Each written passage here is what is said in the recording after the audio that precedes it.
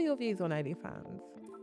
So I remember my therapist said, shout out to her, she said, offense is not given, it's taken. Sometimes on the playground, I'll be with the dinner ladies because none of the other kids wanted to play with me. Kids are so mean. I can't lie. Like, they're just the meanest little thing. I'm telling you, I remember I had this female manager and she would say I was trying to seduce all my the men at work. goodness. And I was 23. Have to learn to play the game, right? I used to be one of those people thinking, I go into the office, I go home.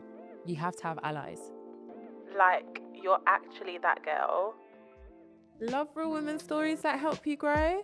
Hit subscribe and follow and let's level up together. Now back to the episode. Welcome, I'm Paula Oyincourt and this is the Paula Oyincourt Show, where our mission is to inspire you to become the best version of yourself at every stage of life.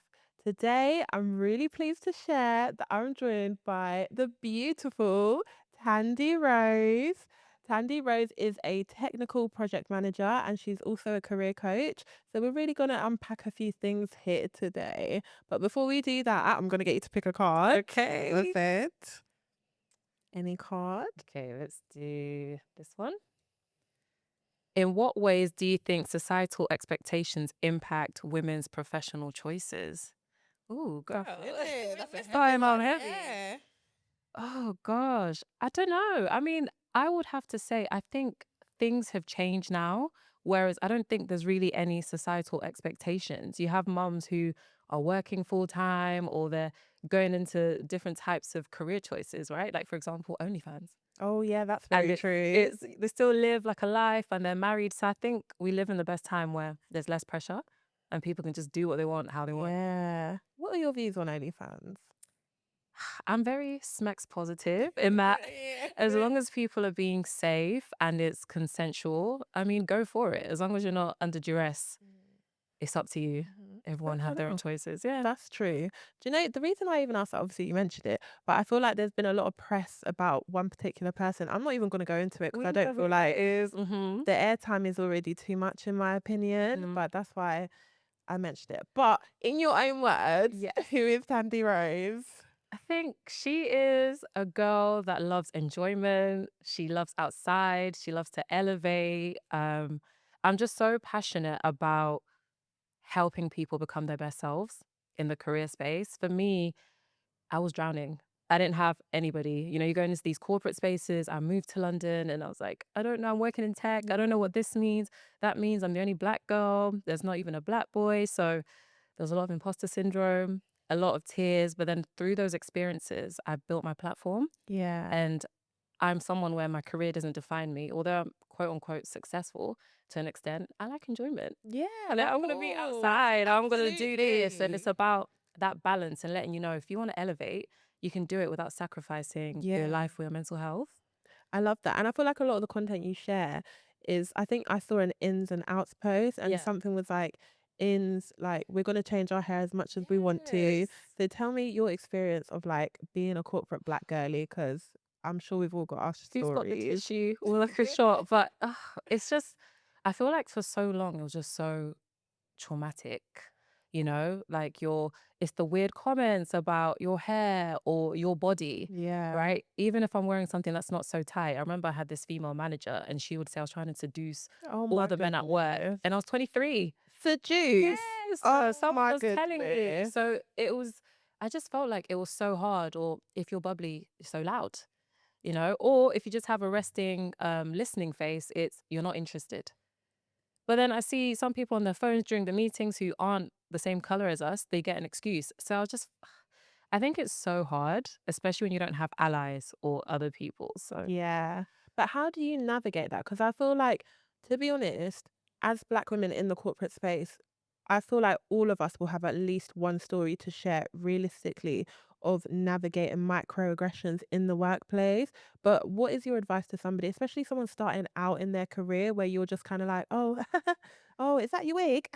And you just laugh because you don't know what else to say. Honestly, the best thing for me is I started to fake the confidence because people are buying what you're selling, right? So I could be quaking inside and I have no idea, but you don't know that. So for me, I had to find my voice. And the more I faked it, the more confident I became because it was like a persona that I took on. And I had to pretend how I am with my friends and myself, I'm going to be that at work. So it's just finding that voice because I got to the point like, so if someone said, oh, you changed your hair again, I absolutely did. Do you Yeah. like it? And when you address it like that, they're like, oh, because I can't make you embarrassed. Or I'd even say things like, I'm getting a new wig this weekend, so I'm going to show you guys a new personality. So it broke down those barriers in like a silly way. So I just owned my identity.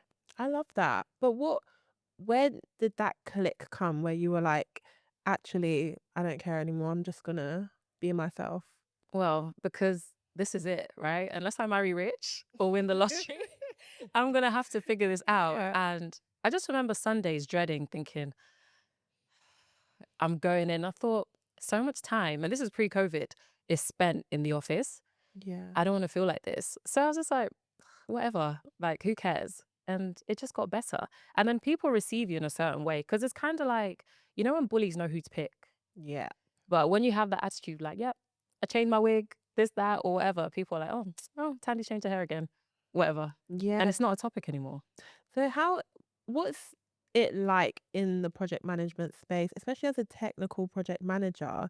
Are you like one of the only women as well? Yes. Yeah, I can imagine. So it's like an added layer, being black, being a woman, and obviously you're coming out confidently just being who you are, which is amazing. But how does it feel to you? You know what? I think now that I'm older and I've experienced, I've learned to spar with the men because when they smell fear or you're in a meeting and you're like, excuse me, can we get back? They don't respect you. Yeah. And I grew up with an older brother, so I was used to that kind of like male energy and that type of thing. So it is intimidating, I'm not gonna lie. But even sometimes now I'd be like, okay, we've got the CEO in this meeting, this, that, and the third. I need to make sure. And again, I'll just fake it. So it's very difficult. And especially, I look young, right? So I'd be on the meetings, no makeup, headband, glasses, people thinking, someone thought I was 22. Oh God. They thought, my first job Yeah. out of uni. So it is difficult, but I feel like if you're going to be a project manager or in the delivery space, you need to be confident, period. You have to do speaking, public speaking and facilitating. So from the jump, I've just had to be confident because if I'm not, no one's listening to me and the Yeah. project's not getting done. So this will be me like before a meeting. All right, morning everyone. So today agenda, mind you, I might be doing this because of the amount of people on the meeting, but they don't know that. And then the call's done. I'm like, it's done. So it's so difficult, but it comes with the territory. Because even if I think if I wasn't black, but I was still female, there's still those nuances that you really have to navigate. Oh, I love that. I definitely think being a woman in a space is something that is also part of the nuance, but obviously being black as well is an extra layer. But what exactly is technical project management? So you have project management, which is, you know, you're taking people through the project lifecycle from initiation to closure, but technical is you're expected to have knowledge of the product lifecycle, the software development lifecycle, the QA lifecycle. You're not a SME in that you are the subject matter expert, but you understand enough from end to end that you can question things. So it's more of a niche, Yeah. if you will, when it comes to engineering or infrastructure or even construction, really. So How did that's you it. get into that? How did I get? I don't know. I started off as so in my third year, I had 3 job offers. I wanted to go into operations management. I didn't even know what that was, but it sounded good. I was like, okay, you're helping people do things, right? And then I applied for a grad scheme to be a test analyst. No idea what it was. But one of my girls was like, it's in London. I went to uni with like a lot of London and she was like, move. So I was like, I don't want, she's like, come on, like they're paying you 27 grand. I was like, oh my gosh, I'm gonna be so rich and I'm gonna be living in London. So I hated it, but that was working in tech. I had no idea what engineers did, software development, but through that I learned and I was like, this is so boring, but I'm good at getting things done. So then I just kind of fell into technical project management, but I had no idea what it was. I didn't know it existed. So you've literally been doing it since uni? Yeah. Okay. I don't More know or why I less. thought you like switched careers to get into it. I kind of did because I was a test analyst and a business analyst. And then I just moved into being a technical project manager when I was about 23. So I'm 30 now, so I've been doing it since then. Yeah, for a while. But you're also a career coach. How did Yeah. that part come about as well? I was always that friend that would help people with their CVs or their interviews. My dad was a teacher, so he was like drilling. Eh? It was in me, sort of. I'll never Yeah. be a teacher. I'm not patient enough, but I'm a career coach. It's pretty much the So same yeah, I thing don't know almost. how Yeah. that works. So then one of my girls was like, you should do this officially. I was like, but what if, because I'm known as like an enjoyment girl. It's like, that's such a difference to my personality. Will people take me seriously? And then I was just helping people that were getting results. And I was like, oh, you know what? Maybe this is something I can do and take seriously, because it kind of felt like my purpose. I was just so happy seeing someone with that imposter syndrome, or I want to get into this. And then I just help them get into that. So those are the kind of results you were seeing. Like when Yeah. you work with people, what I guess is your goal? First of all, my goal is confidence, because a lot of people will DM me or email me and they're like, oh, I don't know what to do, or my manager's bullying me, this, that. Like, can you help me? So my thing is, I always tell people the money will come. Anyone can earn a lot of money, but what's important is, one, you being confident, you tapping into what you enjoy, and then aligning yourself to your skills.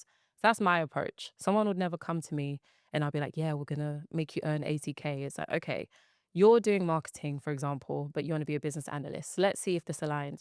What's your issues at work? And then we make a plan, coach them, and then it just falls into place. Yeah. So how did like when it comes to confidence and things like that in your career, Yeah. what kind of things do you do or do you ask your clients to help them get more confidence career wise? So first is we always do a map of what their core skills are. So, if you're good at writing, for example, you're organized. Cool. That's something you're naturally good at, right? So then we look at, are there courses that you can do, or how do we nurture those skills? And then I like to pair with their personality as well. Like, I'm a yapper.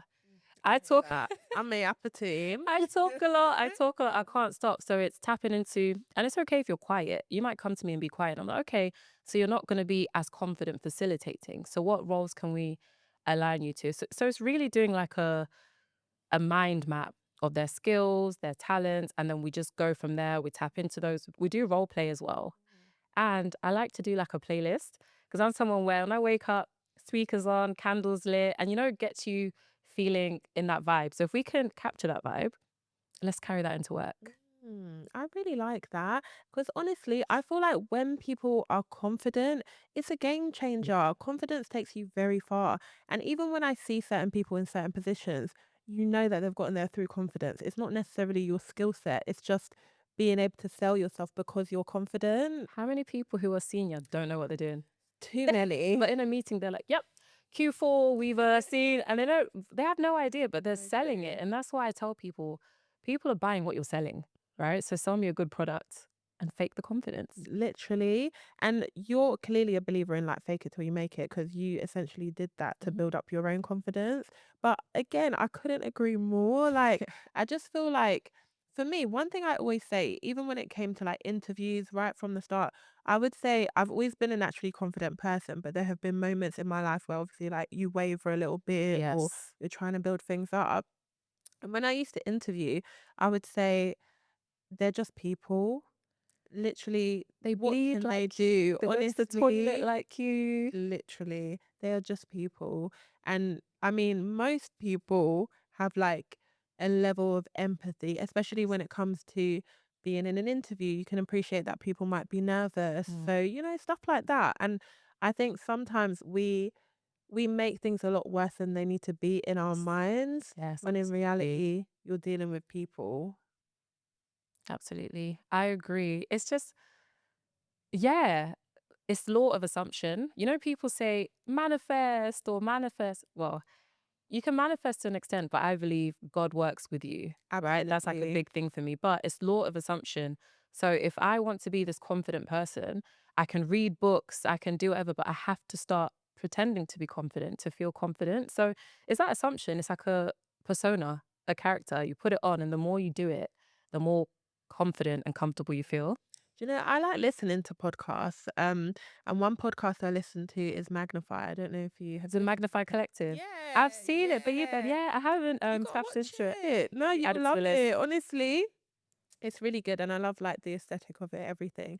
But there was one person they had on called Dior Bediaco, I think that's how you say her Mm. surname, and she was talking about how like, um, she's currently like a coach, but before she became a coach, she told herself she was a coach. Like she just was reflecting on her life, and she said, "I'm a coach," Mhm. and then she started to embody that, and like obviously now she is a coach. And then around the same time, I was listening to I think the Business of Fashion podcast, and it had Law Roach on it, who is Zendaya's I love Law. stylist. He's Oh, you so do? funny. Yeah, I think he's so Yeah. funny. Even he said something similar. Like when he started out, he actually wasn't a stylist, but um people called him and he had an opportunity. He was like, "Yeah, I'm a stylist." I've And then done he it. just decided that that's what he is and he is doing it, you know? No, but it adds up because if you're a stylist, right, and someone's like, "Hey, Paula, can I come to you?"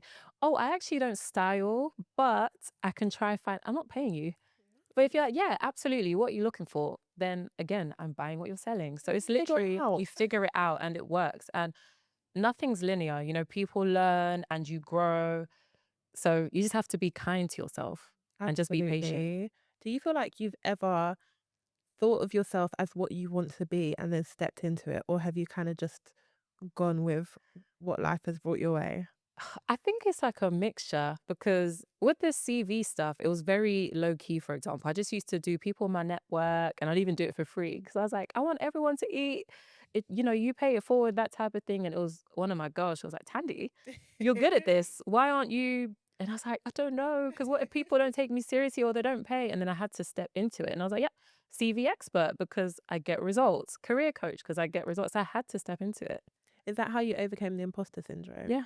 So basically just faking it till you make it, I stepping faked into it. it. Plus, my friend's foot was on my neck. And she was like, Mm. come on, you need to do this. Your circle is important, you know, because some people, they're there to lift you up, others are Mhm. there to tear you down. No, So she I was love on that. my neck. She was like, no, you're doing it. And, you know, she does like TikTok stuff. She'll shout me out like, yeah, go to Tandy. She did my CV. And that gave me confidence. I was like, okay, this person believes in me.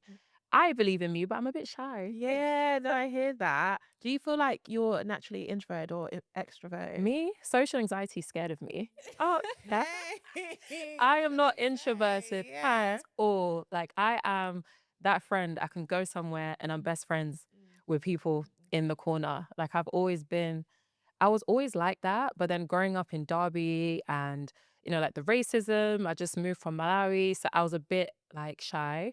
And then my brother was one that was like, no, like he really like pulled me up and made sure I stayed that way. So I'm very extroverted. I love that, honestly, because I feel like I've had different conversations with different people Mm, because I think from first instant I come across as an extroverted person. People always say this about me, yeah.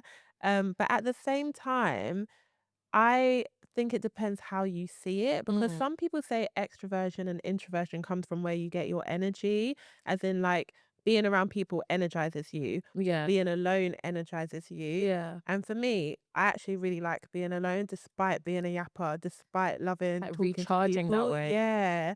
So I guess based on energy, maybe I'm more introverted than I think, but I think it depends because with me, I definitely recharge alone. Like I could be with all my people. I'm like, okay, bye. And you close the yeah, door, like, yeah. okay, that's enough for today. But I think my role is I'm the energizer. So Okay. I'm the friend that's like, come on, like, we're going out, we're doing this, we're doing that. But then when I'm done, I'm like, okay, I need to rest. blanket, bye bye. So I do think energy plays a role, but I think it's these things are innate in you. Like from when I was 2, my mum said I would be like pulling her, like, "Are you listening to me?" Like babbling. Cause she's like, yes, I've just always been like that, like running around and playing. So I think it just depends. I love that like your brother brought it back out of you when you moved because that is quite a big change going from Malawi to the UK. Girl. How old were you when you moved? So I was 6.5. Oh, And okay. I had no idea. My Yeah. parents, my dad was in like Sweden, my mum was here setting up. They came to get us like 2 days before. So I'm playing with my cousins. They're like, oh, you're moving to England. I tried to run away. Oh, I said, no, like my friends, my cousins, no one looks like me. So I hated it. I absolutely hated it for the first like year or so. Moving to Derby, only black kid in school, like the racism. I was like, why did you people bring me here? I was happy back home. But then, yeah, I guess that's big siblings, right? Like older siblings. So it was like, nope, not on my watch. oh, I love pull it. me up. Yeah. What was your experience of racism moving to Derby? Oh my gosh. I remember one day my brother was coming home from school. He had flour poured on him on the bus. Would have stones through our windows. One kid asked me, "Were you painting your house brown?" My goodness. So have you not showered? Oh my god. It was insane. And and for me, I think I was like, nope, I want to move to a bigger city. I need diversity because this is crazy. Like sometimes on the playground, I'll be with the dinner ladies because none of the other kids wanted to play with me. Kids are so mean. I can't lie. Like they're just the meanest little thing. I'm telling you, like lunch, I was like this to the dinner lady. Yeah. And my mum, when I was leaving, she thanked the dinner lady, like, thank you for always taking care of her. Because I used to dread playtime because the kids just didn't want to play with me. Oh, what about like as you got older and like when you went to secondary school and stuff, did things improve? Yeah. Okay. Secondary school was cool. I think kids, you just get over it. And they Yeah. thought it was cool I was black. I was like, yeah. Black became cool. Yeah. Cool. And my friends outside of school were black. So that was nice to have that relatability and have people that look like me. I think that gave me the confidence that, okay, at least weekends, I see kids that look like me, act like me, and then weekday, I can manage. Yeah. I feel like that was kind of my experience because I lived in London until I was 10, Southeast London at that. So Black. literally, like my friendship group was black in primary school, and then we moved to Peterborough. But in all fairness, when I reflect, I don't feel like I've faced any severe overt racism. But I was the only black girl in my school. How did you find that? It was, I think, I'd say, like when I moved to Peterborough, that's when I realized I was black. Because Really? yeah, like Oh, yeah, because you're around your people. yeah, and it's not like obviously you know that you're black, but it's not like you're so aware of it Yeah. because you don't see anyone else who is like you. So yeah, I was the only black girl in my primary school. But again, like I said, I was always very naturally quite confident. So honestly, I don't think it bothered me that much. Like I think I've always been I say I've always been quite a real in terms of like me just being myself. And I also think it helped. Like I've got sisters and we always had each other. My older Like sister best friends. is, yeah, Oh, older that's a nice than gap. me. So my younger one, she's a baby. but, but still, I do feel like having each other did also help because I moved to year 6 in Peterborough. My older sister moved, I think, to like year 8. And then the year after, we were both in the same school. So I wasn't the only black girl in Seoul before at that point. But it is a bit of a culture shock. And I can't imagine how much of a culture shock from a country in Africa to not just the UK, Derby, of all places. But you know what? I feel like it made me because again, I don't want to say it's imposter syndrome, but it mirrored that because in class you're like, oh, the only but then when kids saw how smart I was, I kind of gained respect from that. I was like, oh, smarty pants or that type of things. Then that's when I learned to lean into like my intelligence and just how well spoken I am. So it helped me become me in a way as well. I love that. I feel like stuff like that, although in the moment it's not always the nicest thing, it does build character, doesn't it? And you can apply it in these corporate settings. Yeah. Because you're not used to being, I mean, you're used to being the only black girl where you are. All the time. But anyway, back to careers because I wanted to talk about CVs. Yes. What makes a good CV? Oh my gosh. First of all, you need to have a personal summary. When I receive a CV without a personal summary, it breaks my breaky heart because I always say it's like your highlight reel on Insta, right? You want a guy is moved to you or a girl, you look at the highlight reel, like, do they go out? Do they work out? Do they go on holiday? Personal summary, skills aligned to what you want to go into. So hardworking, friendly, talkative, no. If you want to be a project manager, requirements gathering, process optimization, agile methodologies, stuff that relates to that, your experience needs to be value driven. What was achieved? How was it achieved? How was it achieved? What was the end result? I'd say those are the 3 non-negotiables, as well as your qualifications. But if your education, don't have the dates. Okay. Age bias. Oh, okay. Do not have the date you went, and you don't need your A levels, your GCSEs. Once you've got your degree, just have your degree. You don't need anything else. Does anyone ever ask you for your transcript? Yes, actually. Okay, all right. I'll get them all soon. Yes, but yeah, I'm just so passionate about CVs because I just feel like it's your key, because how can someone know what you've done if your CV is not good. It's how you get your foot in the door, really, isn't Yeah, it? 100%. But how do you, because I feel like I've heard advice like, oh, you need to tailor your CV to the roles that you're applying for. But how do you do that? Because do you adjust it to every single job application? No, I mean, that would be boring and It taxing. is. Like, we want to work smart, not Oh, hard. yeah. So, what I always say is, like, say for me, I'm in the delivery space. I'm a technical project manager, a scrum master, and a program manager. Get some job descriptions. They tell you what they're looking for. It's the cheat code on the requirements. So, just have three because it depends on the industries, right? You don't want to be changing it for every single one. So, if it's a scrum master, that's about scrum, agile. So that's going to have that stuff on it. If it's a technical project manager, I don't know, process optimization, whatever it is, but you just need to have it for the niche stuff and then it's fine. Because as long as it's like a catch-all for that industry or that thing, you're good. Nice. And what about like someone who wants to switch careers? How do you tailor your skill set to a new career path entirely? Again, it's the gap analysis. So you look at your current CV and you look at the job description for someone who wants to be a marketing manager. So you look at what have I done that's similar and how can I twang it? If it's saying campaign management, you can talk about your end-to-end management of a project because that's showing it's mirroring the life cycle. Look at the keywords in that industry as well. We have Google, we have Chat GPT, Claude AI. We live in the best time where you can be lazy. Like the internet's there. It's going to True. tell you. It's not like 20, 30 years ago. So always tailor it to the JD. Yeah. Use the language and look at the skills because that's how you can pivot. You've done it. You just need to mirror it to what they're asking for. Yeah. What about network? Do you feel like it's worth networking if you're trying to move to a new career? Or do you think, what would your approach be if you weren't in technical project management now? Let's say you worked in marketing. Yeah. Obviously, you'd adjust your CV based on all the things that you've said. Then what would you do? Honestly, just apply and reach out. Yeah. I don't know if I should say this, but I feel like networking to an extent is quite performative. When I've been to the networking, it's like, oh, take my card. Let's connect. Yeah. We never speak again. If I need that job, does that person have that pull? No, they don't. So it's really, if anything, go on LinkedIn, see if the recruiter's open, message them. But I don't know, that schmoozing, networking event stuff, I don't really co-sign that. Yeah. I co-sign consistency, getting your answer back ready for interviews and just reaching out.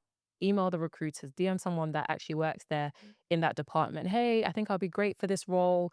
Do you know the hiring manager? Can I get 5 minutes? I think that's more effective. Okay. So you think a CV though is essentially the best way to get in a good, strong CV? Unless you're a nepo baby and your uncle's friend or whatever, because that's what people are looking at, right? That's your experience captured. So, of course, as you know, when you're applying for a job, it's not like you apply to 100 jobs and 80 get back to you. Yeah. But a strong CV at least should get your foot in the door Mm. if it matches the job. How does somebody craft a career they love? How do you do that? Do you love what you're doing? So I love being a project manager, but the more I've elevated, the harder and more political it's become. Mhm. So I enjoy it. I enjoy working with people. I enjoy getting projects over the line. I love seeing chaos and adding structure. Like that's my thing. I'm so good at coming in and I'm like, yep, cool. We do this, we do that, and you see things moving. But the politics side, especially in like fintech and these more, niche types of industries, I don't like that. Okay. But then, based on how you are now, what you're doing now, how would you create a career that you love that kind of excludes the politics? Is that even possible? I don't think that's possible because you can't dictate what someone does, but you can dictate how you react to it.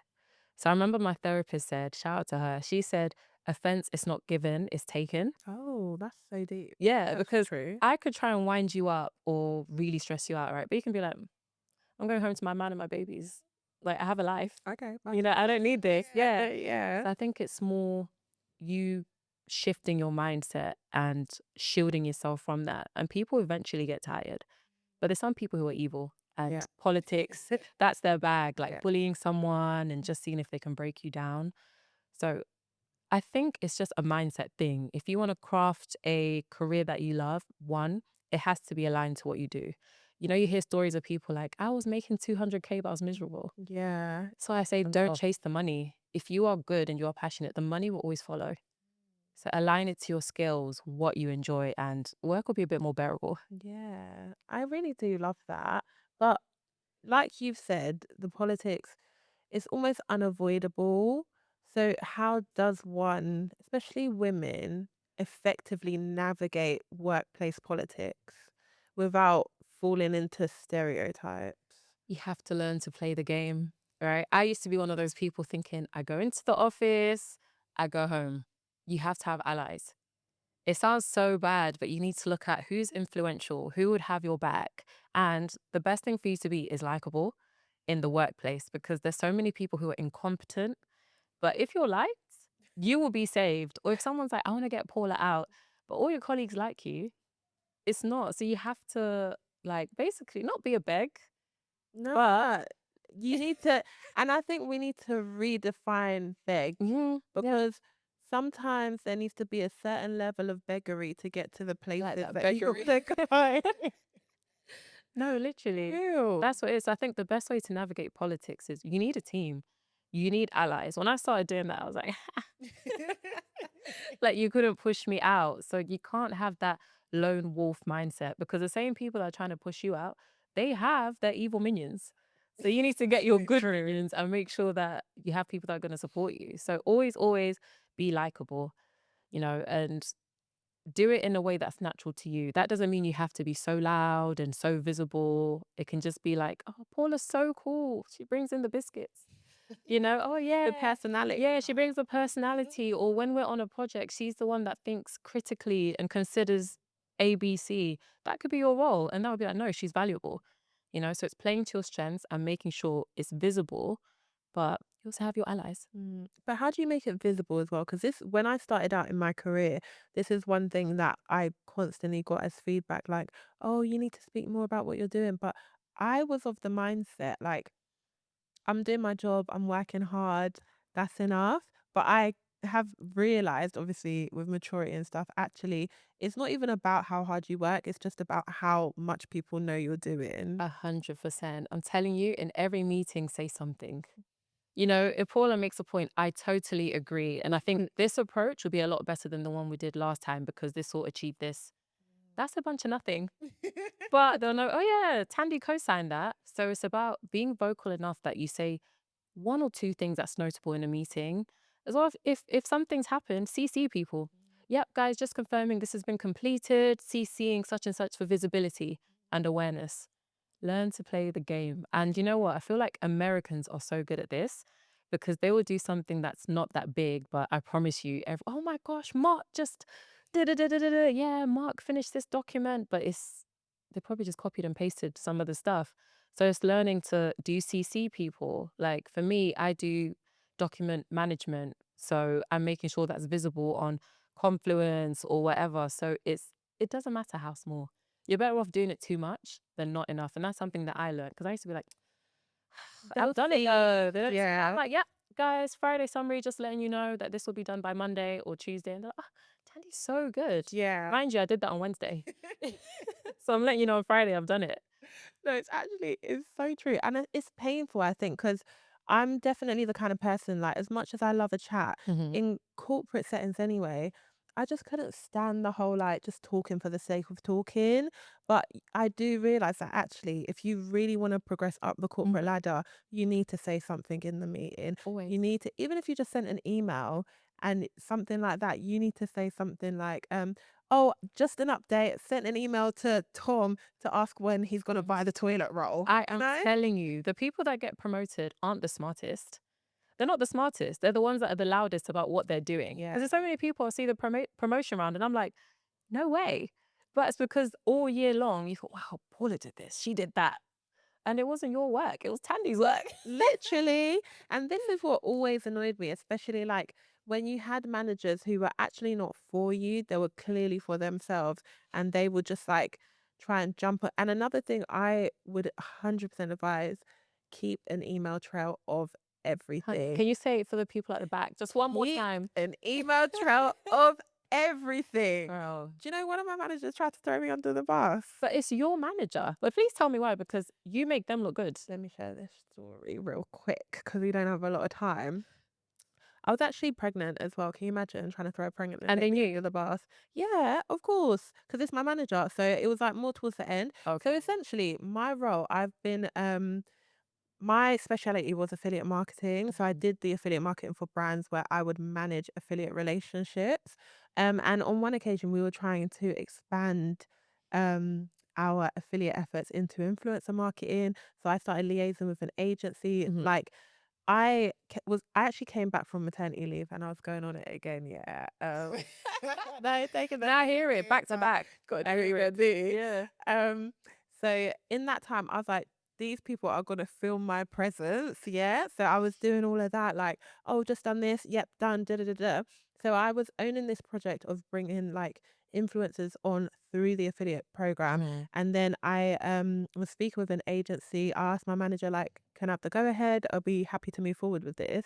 Moved forward with it. As the project is progressing, a lot of things are slowing it down. Yeah. My manager's manager is like, oh, okay, so what's the forecast for this? Like, obviously stuff that should have been said prior to even going ahead. And I was like, oh, this is the forecast. Kind of like, what's the hold up? Because Yeah. obviously I'm communicating with this agency as well, trying to manage that whole situation. Long story short, eventually they didn't even want to go ahead with the project, but I've already told You these did all people that work. to go ahead. And then my other manager came back from her maternity leave because this was a maternity cover manager and she was trying to figure everything out. And then he was like, oh yeah, like I'm not really sure kind of like how it's gotten to this point. And then that manager was like, oh, could you send me like where he sent the email of like go ahead or something like that? Yeah. Yeah. Some kind of email about, I think she asked when I told them the go ahead to give Just them the like go that ahead. paper trail, basically. Yeah. And then I was like, oh yeah, here's the email where I gave them the go ahead and his email where he told me that I could give them the go ahead. Yeah. And had I not had that paper trail, they'll be thinking, You'd oh, have been well, screwed. Paula's just gone and said that she can go ahead with it. And why would you not believe my manager? Because he's the manager, you People are know? wicked, you know. They don't give a damn. They're People are in it for wicked. themselves. Period. Have you had any situations, not necessarily like that, but any notable moments in your career where you realized, actually, I've got to play the game? Yeah, I feel like now, especially because I'm unemployed, so I quit my job. But my last company was just so toxic. And, you know, I came in, I was the only TPM, technical project manager in Europe. Everyone was in America. So I was doing everything end to end. There was no process in place. I added all of that in. And basically, the ops were against me. Okay. I did all of the work, and my manager was setting me up to fail because the person that's replaced my role, they know him. That's their buddy. So, you know, they use me to do the little groundwork. And I was playing the game. I was getting my allies and all of that. But it just didn't work because my manager was the SVP, COO. So he is just above the CEO. Who's going to help me against that? And that's when I realized, like, you really have to play the game. And my version of playing the game is when I had that HR meeting, I sang like a canary. Yeah, I had Good sign. receipts because I said, if I'm the one that's going to blow the whistle, because this person was bullying other people, let me at least get my little Yeah. my little comeback, you know. So Let them know. yeah, definitely had that moment. But I just think it's always the first time I got fired from being a QA analyst. I was fired, you know, but I know what, we've all been fired once. I've been fired too, don't worry. fired. But that's when I learned to play the game really because I was coming into work. I would have lunch by myself, headphones in. I would go make myself a cup of tea. I didn't know the rule was anyone want a cuppa? Am I meant to offer 8 people cups of, you know what I'm saying? Say yes as well. So what am I gonna do? So I got pushed out, I got fired. And that's when I was like, oh, I've been doing this thing all wrong. You know, I wasn't schmoozing. I wasn't celebrating my wins or making things, you know, visible. And that's when it's like my frontal lobe started to develop and it clicked. And I was like, oh, firstly, you can play as much as you want, but if the ops are against you, They're against they're you. against you. Yeah. That's why I'm unemployed. The best you can do is be yourself. And I Yeah. feel like this is an opportunity for something, you know? So you never know what this might bring. And I would say finally one piece of advice for somebody that wants to elevate their career. Yeah. What would that be? gosh. I would definitely say learning to code switch.